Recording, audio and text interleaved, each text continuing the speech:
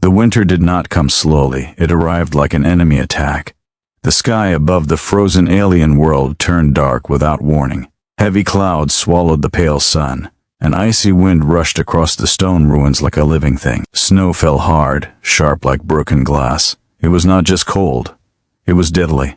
He stood alone near the old stone structure, his breath turning into white mist. His name was not important anymore. Names belonged to warmer times, to places where people lived together. Out here, only survival mattered. He was a human explorer far from Earth, sent to map forgotten worlds after a long interstellar war. This planet was marked as low risk, empty, silent. That was a lie. The temperature dropped fast. His suit warned him again and again, but the power cells were dying. He had already lost contact with his ship 2 days ago when the storm damaged its systems. The rescue signal never reached anyone. Now, the planet itself seemed to want him dead. He moved toward the ruined building ahead. It looked ancient, made of dark stone blocks, half buried under snow. Alien symbols were carved into the walls, worn smooth by time. The place had been abandoned for centuries, maybe longer. But right now, it was the only shelter he could find. Inside, the air was still cold, but the wind was weaker. He closed the broken metal door with effort, using a fallen beam to block it. His hands shook, not just from the cold, but from hunger and exhaustion. He had not eaten properly in days. He searched the room slowly. Broken tools, old bones, dust and ice. Then he saw it, a stone oven. It stood against the far wall, cracked but intact. A simple design, round and thick, clearly built to hold heat. Hope sparked in his chest for the first time since the storm began. If it worked, he could live through the night. He gathered scraps of wood like alien plants from outside, his body screaming in pain as the cold bit into him. Each step felt heavier than the last. By the time he returned inside, his legs almost gave out. Lighting the fire took time. His fingers were stiff, slow. When the flame finally caught, warm orange light filled the room. Heat touched his face, gentle and real. He sat close to the oven, eyes half closed, letting himself breathe. For a moment, he allowed himself to believe he might survive. That was when he heard the sound, a weak cry. It was soft, broken, almost lost in under the wind outside. He froze, listening. Another sound followed, closer now, a dragging movement. Something was alive out there. Every lesson from training told him to stay inside. Unknown planet, unknown life forms, injured or not, anything could be dangerous. But something in that sound did not feel like a threat. He stood up slowly and moved the door aside just enough to look outside. There, in the snow, was a small creature. It looked like a cub, no taller than his knee, covered in spotted fur. Its body shook badly. Strange crystal-like growths glowed faintly along its neck and shoulders, dim like dying stars. One of its legs was injured, wrapped with frozen blood. Its eyes were wide, filled with pain and fear. It was an alien beast, but suffering looked the same everywhere. The cub tried to move but collapsed again. Its cry was weaker now. He hesitated. Helping it would cost energy, food, heat, things he barely had. Winter was already trying to kill him. Taking responsibility for another life could end them both. But humans had survived, not because they were the strongest, but because they chose to care when others did not. He stepped outside. The cold hit him like a weapon, but he ignored it. He knelt beside the cub, moving slowly so it would not panic. The creature tried to snap at him, but it was too weak. He removed his outer glove and gently touched its neck. The cub flinched, then went still. "You're dying," he whispered, even though it could not understand. He lifted the cub carefully and brought it inside. The moment warmth touched its body, it let out a low sound, something between a cry and a breath. He placed it near the oven and wrapped part of his thermal blanket around it. The cub's breathing slowed. Its eyes stayed on him, unblinking. He checked his remaining supplies. One ration pack, barely enough for a day. He opened it and tore off a piece of protein meat. Slowly, he held it near the cub's mouth. The cub sniffed, weak at first, then took a small bite. Something changed in the room. Not the temperature. Not the storm outside. Something deeper. A quiet connection formed between two survivors trapped by the same cruel world. That night, the storm grew worse. Ice slammed against the walls. The building shook. He fed the fire again and again, afraid it would die. The cub slept, curled close to the oven, its crystals glowing slightly brighter. But the planet was not finished with him. Deep beneath the ice, something moved. Far away from the ruins, sensors buried in ancient alien machines woke up. Old defenses built for a war long forgotten detected unfamiliar heat. Human heat. Fire. To the planet, he was not a survivor. He was an invader. As the night dragged on, the ground trembled faintly. He felt it through the stone floor but thought it was just the storm. He did not know that the winter was only the first attack. This world had fought wars before, and now it had found a new enemy. The man sat beside the stone oven, feeding the fire, watching the cub breathe. Outside, snow buried everything. Inside, warmth and life struggled to survive. Winter had tried to destroy him. It had failed, but something far worse was coming. The ground shook again, this time stronger. He woke suddenly, his hand moving to the small tool blade beside him. The stone oven still burned, though the fire was weaker now. The cub lay close to it, breathing slowly. The glowing crystals on its neck pulsed softly, like a quiet heartbeat. The shaking stopped, silence followed, heavy and unnatural. He listened carefully. The storm outside still screamed, but beneath it, something else existed. A deep sound, low and slow, like metal grinding under ice. He had heard machines before. This was not natural. He stood and pressed his ear to the stone floor. Another vibration passed through the ground, clearer now. Whatever it was moving. And it was moving toward the heat. Toward him. He backed away from the door and checked the building again. No weapons, no shields, just stone walls that were already cracked by age. If something attacked, this place would not protect him for long. He looked at the cub. Its eyes were open now, watching him. It struggled to stand, its injured leg shaking badly. He gently pushed it back down. "Stay," he said softly. The cub did not understand the word, but it understood the tone. Another tremor hit, stronger than before. Snow fell from the ceiling. A deep mechanical sound rose outside, followed by a sharp pulse of blue light that flashed through the cracks in the walls. He knew then. This was not just a storm. This planet had defenses. Old ones. He moved quickly, pulling debris to block weak parts of the walls. He added more fuel to the urn, forcing the fire to burn hotter. Warmth filled the room, but heat meant visibility. He was painting a target. The cub made a low sound, sensing danger. Its crystals glowed brighter, reacting to something unseen. He noticed it for the first time when the ground shook. The crystals responded. "You can feel them," he whispered. Another sound cut through the night. A loud, echoing step, then another. He peeked through a narrow crack in the doorway. Outside, moving through the storm, were shapes made of metal and stone. Tall, heavy, with glowing blue cores in their chests. Their limbs were thick, built for war. Snow melted around their feet as they walked. Ancient alien war machines. They stopped. One of them turned its head slowly toward the ruins. Toward the oven. He pulled back, heart racing. These machines were not alive, but they hunted heat and movement. He was both. He needed to leave, but leaving meant stepping into the storm with the cub. The cub could barely walk. Carrying it would slow him down. If the machines followed, he would die. If he stayed, he would die. He made a choice. He wrapped the cub tightly against his chest using the thermal blanket. The cub resisted at first, then went still, pressing its warm body against him. He extinguished the oven as much as he could, covering the fire with ash and stone. The warmth faded. The machines outside shifted, confused but not fooled. He opened a back opening in the ruins, one hidden under collapsed stone. Cold air rushed in instantly. The storm hit him like a wall. His vision blurred. His suit screamed warnings. He stepped into the night. Snow swallowed his boots. Each step took effort. The cub trembled against him, but its crystals glowed brightly now, lighting the way faintly. He moved toward a ridge he had seen earlier, a narrow path between broken rocks. Behind him, a loud metallic sound echoed. The machines had resumed movement.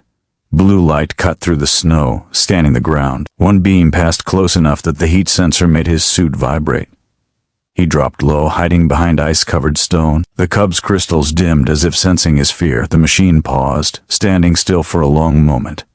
Then it moved on. He waited until his lungs burned before moving again. The climb toward the ridge was slow and painful. Ice cut his hands. Wind pushed against him like a living enemy. The cub whimpered softly.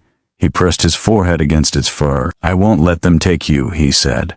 The words were as much a promise to himself as to the cub. They reached the ridge just as another tremor shook the ground. Below them, the ruins collapsed under the weight of one of the machines. Stone shattered. Fire sparks died instantly in the snow. His shelter was gone. He slid down the other side of the ridge and found a narrow cave opening, almost invisible under ice. He forced his way inside. The cave was small but deep. The wind was weaker here. He collapsed against the wall, breathing hard. The cub licked his glove weakly. For the first time since landing on the planet, he laughed softly. It was short, tired, but real. "You saved me," he said. The cub's crystals glowed gently brighter than before. Outside, the machines searched. Their steps shook the ground, but they did not enter the cave. The heat was too low. The signals too weak. Hours passed. When the storm eased slightly, he checked the cub's injured leg. The wound was deep but clean. He used the last of his mint supplies to seal it. The cub cried once, then fell silent. As dawn slowly broke through the clouds, pale and cold, he realized something important. The machines had not attacked randomly. They protected something. This planet was not empty. It was a battlefield left behind, still fighting a war long after its creators were gone. And now he and the cub were part of it. He looked out from the cave at the frozen world. Winter had not just tried to kill him, it had awakened a war, and humanity, once again, had been noticed. The cave stayed quiet, but the silence was not safe. He did not sleep. Every small sound made his body tense. The storm outside had weakened, but the cold remained sharp and cruel. Pale light entered the cave mouth, showing ice-covered stone walls and frozen ground. The cub slept close to him. Its breathing was slow and steady. The crystals on its neck glowed softly, stronger than before. He noticed something strange. When the cub rested near him, his own body felt warmer, even though the cave was cold, not enough to be comfortable, but enough to survive. He looked down at the small creature. "You're not normal," he said quietly. The cub opened its eyes. They reflected the faint light, deep and intelligent. For a moment, he felt as if it understood more than it should. He stood carefully and moved to the cave entrance. Outside, the frozen world looked broken. The ruins in the distance were gone, crushed under metal feet. Long marks in the snow showed where the machines had searched through the night. They were still out there. He checked his suit again. Power was low. Food was almost gone. Med supplies were finished. If rescue did not come soon, Winter would still win. But something had changed. The cub lifted its head suddenly and made a low sound. Its crystals brightened fast. A wave of warmth spread through the cave, faint but real. He felt it on his face, like standing near dying embers. He froze. The cub was generating heat, not fire, not energy like machines, something natural, controlled, something alive. He moved closer. The closer he got, the warmer it felt. The cub did not seem tired by it. Instead, it looked calmer, stronger. "You kept me alive," he whispered. The cub stood up slowly. Its injured leg still hurt, but it could stand now. It took one careful step toward him, then another. When it touched his knee, the crystals flared brighter. Outside, far away, a machine let out a low mechanical sound. The cub reacted instantly. The glow dimmed. It backed toward the cave wall. "They can feel you," he said. A memory surfaced in his mind. Old mission data. Ancient alien civilizations that used living creatures as power sources. Bioreactors. Symbiotic species. Most of them were wiped out in wars humans only learned about from ruins and dead stars. This cub was not just an animal. It was a key. He understood then why the machines protected this planet. They were not guarding land. They were guarding life. He packed what little he had left. There was no staying here. The cave was temporary safety at best. If the machines adjusted their sensors, this place would be found too. He placed the cub inside his suit harness, close to his chest. The warmth returned immediately. His suit system stabilized slightly, reacting to the heat. The cub had become his power source. He stepped out into the open again. The storm had cleared enough to see far across the frozen plain. Tall shapes moved slowly in the distance, scanning. He moved low, using broken terrain as cover, heading toward a dark line of mountains on the horizon. If there was anywhere the machines would struggle, it was deep terrain. Hours passed. His legs ached. His lungs burned several times. Machines passed close enough that he could hear metal grinding against ice. Each time, the cub dimmed its glow instinctively, and they survived. By mid-cycle, they reached the mountains. The rocks here were black and sharp, cutting through snow like teeth. He found another opening, deeper and wider than the cave before. Inside, strange markings covered the walls. Symbols glowed faintly when the cub entered. The cub cried softly. The walls responded. Light flowed through the symbols, gentle and warm. The air inside became breathable. Not warm, but alive. He stared in disbelief. "This is yours," he said. The cub stepped down from his chest and walked forward, no longer limping. The crystals shone brightly now. The symbols reacted faster, lighting the chamber in soft golden blue. The mountain was not just rock. It was a sanctuary. Images formed on the walls, not pictures but memories. He saw tall alien beings, gentle but powerful, standing with creatures like the cub. He saw cities made of stone and light. He saw machines built for defense, not conquest. Then he saw fire. He saw warships falling from the sky. He saw worlds freezing. He saw these gentle beings dying, one by one, protecting their living reactors so that something would survive. The cub species, the last of them. The machines outside were not evil. They were soldiers with no masters left, still following their last command. Protect the source. Eliminate intruders. Humans had become the intruders. The cub returned to him and pressed its head against his chest. The images faded. He understood his role now. Humans were good at one thing above all else: ending wars that should have ended long ago. A loud impact shook the mountain. Dust fell from the ceiling. The machines had found the sanctuary. Metal footsteps echoed through the tunnels. He turned. Standing between the entrance and the cub, he had no weapons. But he had choice. He stepped forward into the tunnel as blue light filled the chamber. The first machine appeared, massive and cold, its core glowing bright. He raised his hands. "I'm not here to take it," he said. "I'm here to end this." The machine paused. Its core flickered. Behind him, the cub's crystals burned brighter than ever before, filling the chamber with living light. For the first time in centuries, the planet's guardians hesitated, and humanity stood at the center of an ancient war, not as a destroyer, but as the one who would decide how it ended. The machine did not attack. It stood at the tunnel entrance, tall and silent, its blue core pulsing slowly. Snow melted under its heavy feet. Behind it, more metal shapes moved in the storm, waiting. He stayed still, hands raised. His heart beat hard in his chest, but his face remained calm. He knew this moment mattered. One wrong move could end everything. The cub stepped beside him. Its crystals burned with steady light, brighter than ever before. The walls of the sanctuary glowed in response, lines of energy moving through stone like veins. The machine's head shifted. Thin beams of light scanned him, then the cub. Symbols appeared in the air between them, ancient and complex. He did not understand the symbols, but he understood the pause. The machine was thinking. A low sound filled the tunnel, not a warning, not an attack. It was a signal. The other machines stopped moving. The sanctuary responded. The ground beneath them warmed slightly. The air felt heavier, alive with power. He realized the mountain was not just a shelter. It was a system, built to work with the cub's kind. The cub let out a soft sound. The symbols changed. Images appeared again, but clearer this time.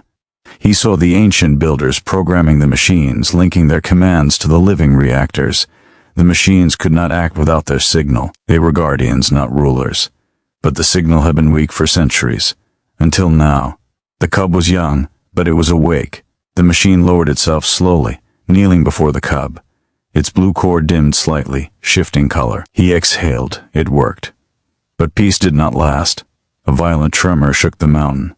A loud explosion echoed from outside. The sanctuary lights flickered.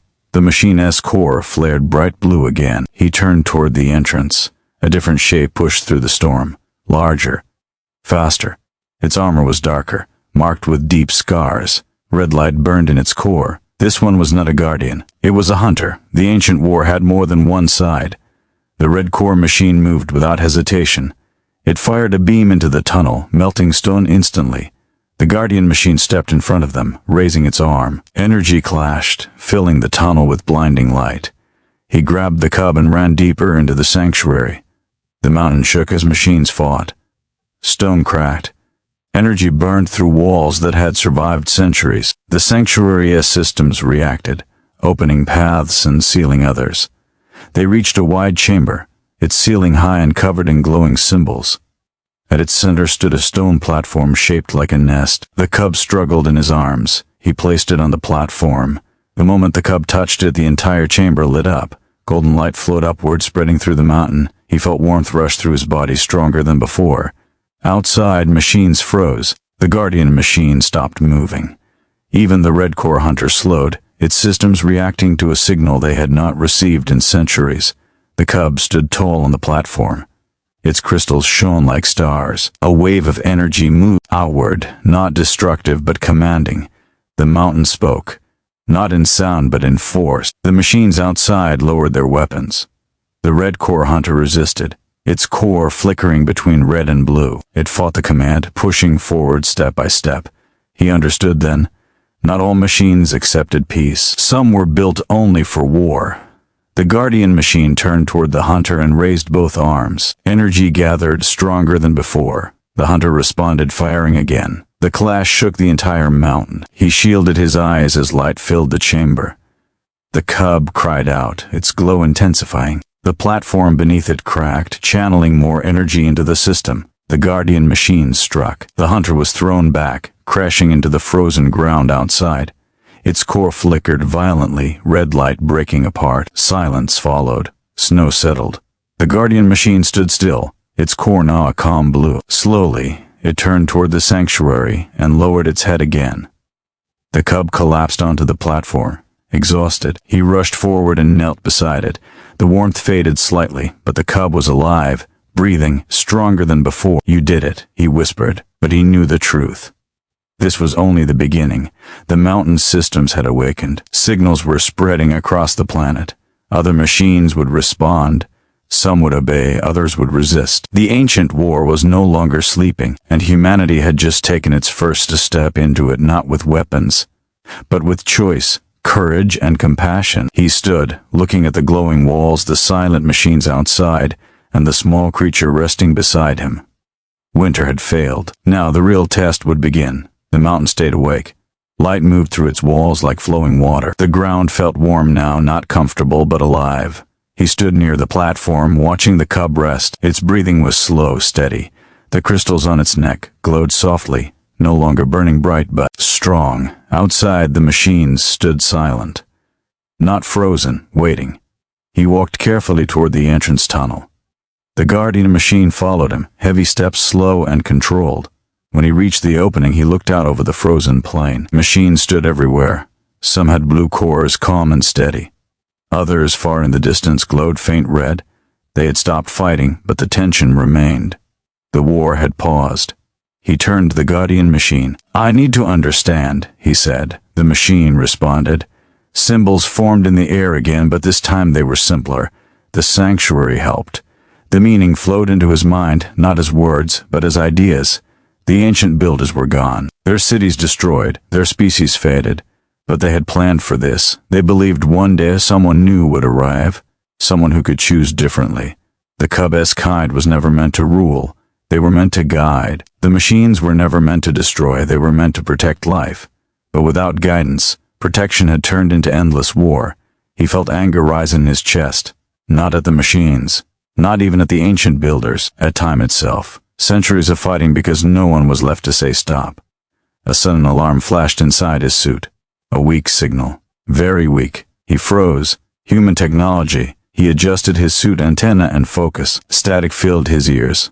Then, a broken voice. "Explorer unit, repeat, unknown energy readings his ship." It was damaged, but alive. "They were coming," he whispered. The Guardian machine reacted instantly. The sanctuary lights changed color. New symbols appeared.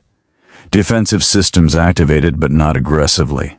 Shields rose around the mountain, bending light and snow. He ran back to the chamber and knelt beside the cub. "Humans are coming," he said softly. "They want to understand you." The cub opened its eyes and placed its head against his hand. Warmth flowed into him again. Not heat this time, but strength. Outside, the sky changed. A distant shape broke through the clouds. His ship, damaged but flying. Then another shape. And another. Human rescue fleet. The Red Corps machines reacted immediately. They moved fast, weapons charging. The Guardian machines stepped forward, forming a barrier. The Cub stood. Its crystals flared, brighter than before. Energy spread across the planet like a wave. Blue Corps machines stopped. Some Red Corps flickered, but not all. One Red Corps unit fired. A human ship exploded in the sky. He shouted in anger. "No!" The Cub cried out. The mountain responded. Energy surged upward, forming a massive shield over the battlefield. Human weapons stopped mid-flight. Machine beams bent and faded. Everything froze. For one moment, the entire planet held its breath. Then the Cub sent a signal. Not a command. A message. The Red Corps machines hesitated. Some shut down. Others retreated. A few resisted and were locked in place by the Sanctuary's control. The human ships stopped firing. Confused voices filled his comms. What is this planet? What are those machines? He stepped forward, standing at the mountain's edge visible to both sides. This world is alive, he said into the comm. And it does too want war. Silence followed. Slowly, human ships lowered their weapons. The Guardian machine stepped back. The Cub's light faded as it collapsed again, exhausted. He caught it before it fell. The war had not ended, but for the first time it was no longer automatic. Humanity had arrived, not as conquerors, not as victims, but as something new, the bridge between past and future. He looked at the sky, then at the Cub in his arms. Winter had tried to destroy him.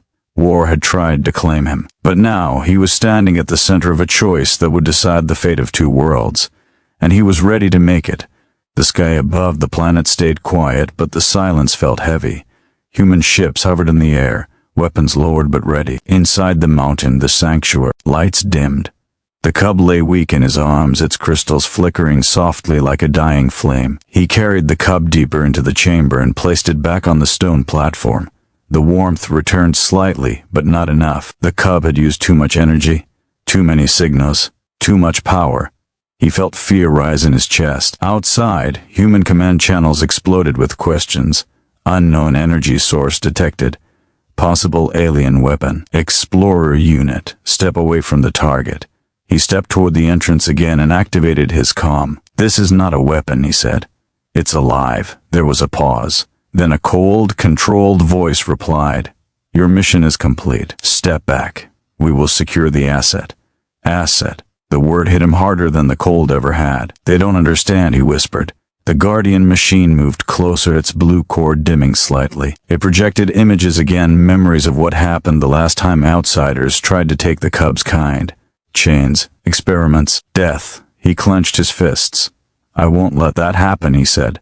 The mountain trembled. Human dropships descended fast, cutting through the air. Soldiers deployed near the base of the mountain, weapons raised. The Guardian machines moved into position, forming a protective line. The Cub stirred and made a weak sound. It sensed danger. Human command spoke again. Final warning. Move away. He stood between the soldiers and the sanctuary entrance. "If you take it," he said calmly, "you start a war you cannot win."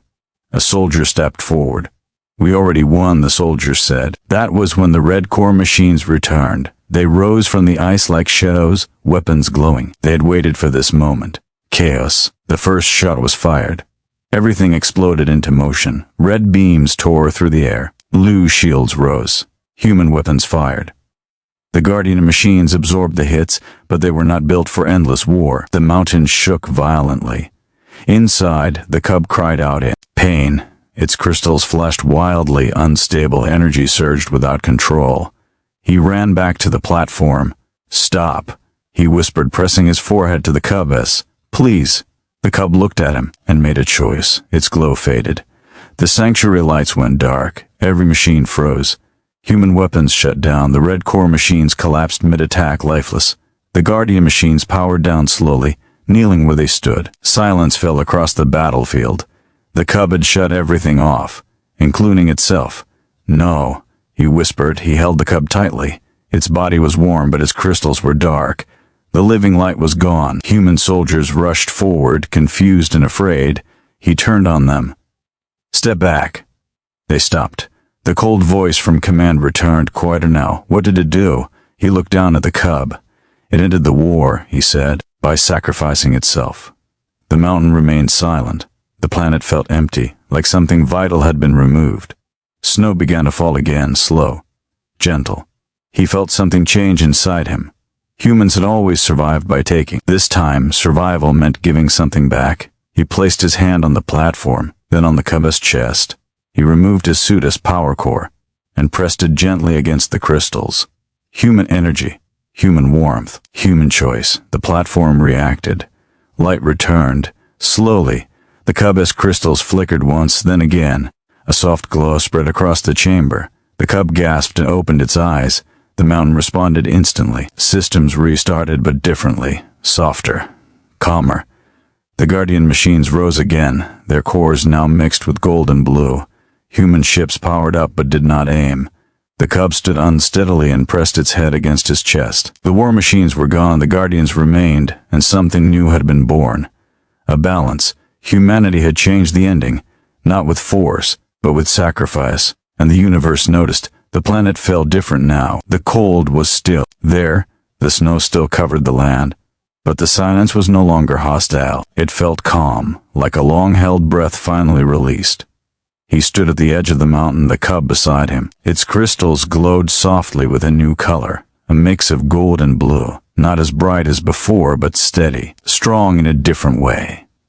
The Guardian machines moved slowly across the plain.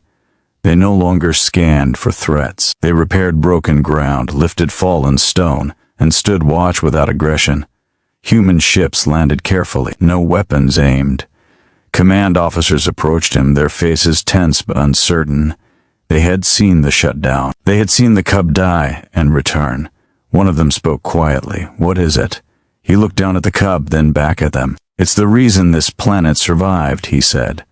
And the reason your ships didn't fall from the sky. The officers exchanged looks. The sanctuary opened behind him. Light flowed outward, forming images in the air for everyone to see. The cub stepped forward, placing one small paw on the glowing stone. The truth spread, not as words, but as understanding. The ancient builders, the living reactors, the guardians, the endless war caused by absence. Humans felt it all at once, heavy and clear. Some soldiers lowered their heads. Others stepped back in awe. The cub's kind was not a weapon. It was a promise. Command finally spoke again, but the voice was different now. Slower, careful. This changes everything. Yes, he said, it should. Days passed. Humans did not take control of the planet. They did not harvest its power. They listened. They learned. They helped repair what was broken. The cub stayed close to him at all times.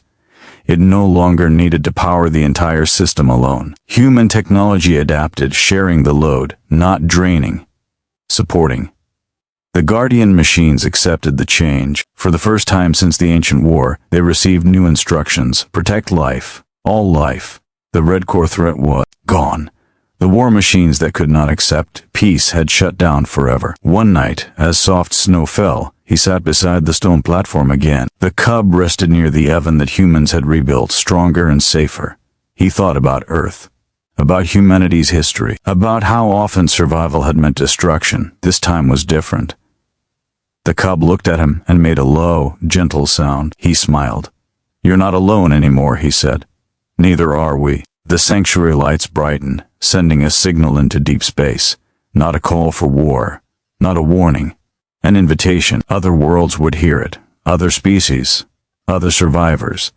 A message that said this is a place where war ended. Humanity had not claimed the planet, it had joined it. As he watched the lights fade into the stars, he knew one thing for certain. The winter had failed.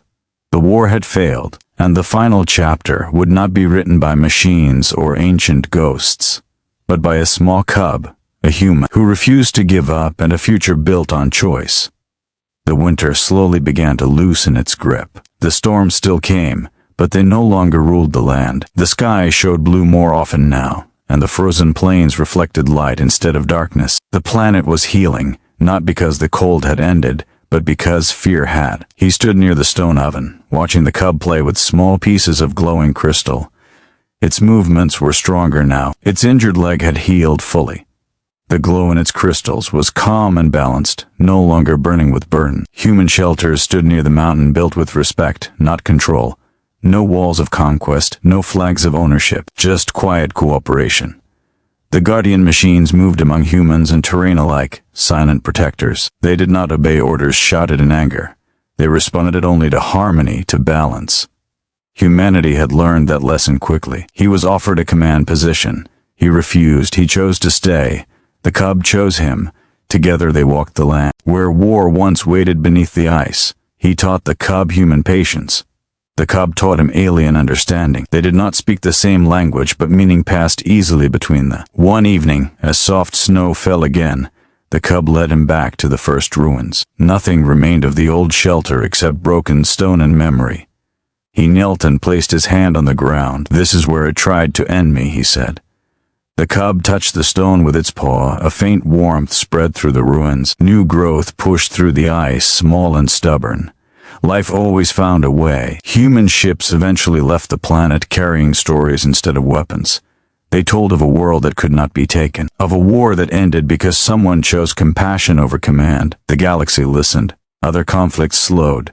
Some ended, not because humans were feared, but because they were trusted. Years later, children would hear stories of a frozen planet where winter tried to destroy a man and failed, where machines learned peace, where a dying cub became a guardian of worlds. He never asked for statues. He never asked for honor. He had warmth, purpose, family. On the coldest night of the year, he sat by the stone oven once more. The cub rested beside him, its crystals glowing softly, lighting the room with gentle color. Outside, the winter waited. Inside, humanity endured, not by strength alone, but by choice. And that was how the universe learned the truth it would never forget. Humanity does not rise by breaking worlds. Humanity rises by saving them.